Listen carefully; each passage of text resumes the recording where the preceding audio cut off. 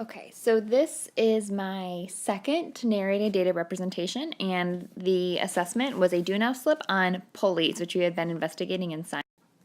So it was a do now slip, and I asked students to match the pulley with the type of advantage that it provides, and then I asked for them to explain how they knew the answer. I think the way that I worded that second question, where I asked for an explanation, I could have done a little bit differently because the answers that I got wasn't really what I was looking for.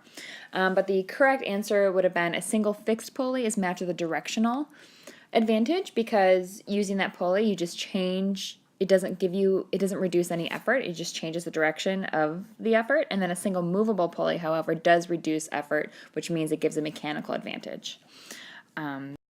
So I made a data table. I had all the students' names in the first columns. The second one was just sort of, the recall. Could they match the pulley with the type of advantage it provides?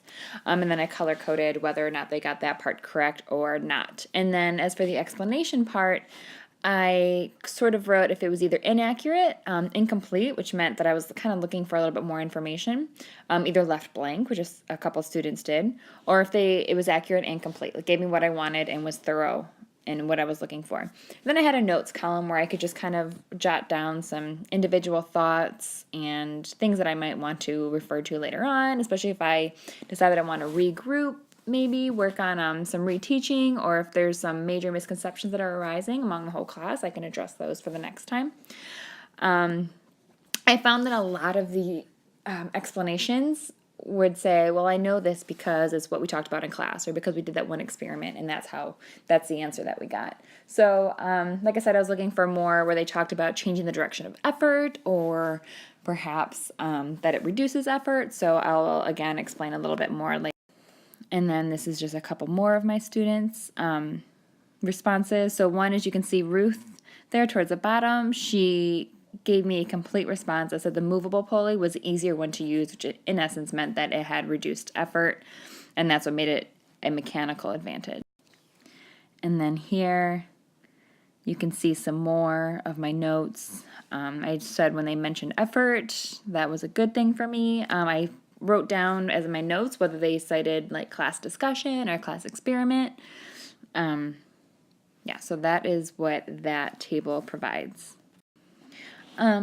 So overall, I found that 27 out of my 27 students, 21 did answer the first part correctly, which means they matched the pulley with the advantage that it provides. 6 students answered incorrectly, which at first, glance, it seems like really, really good news.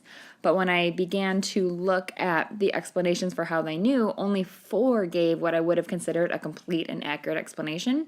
So if this was like on a test, for example, only 4 of those I would have given a complete score to.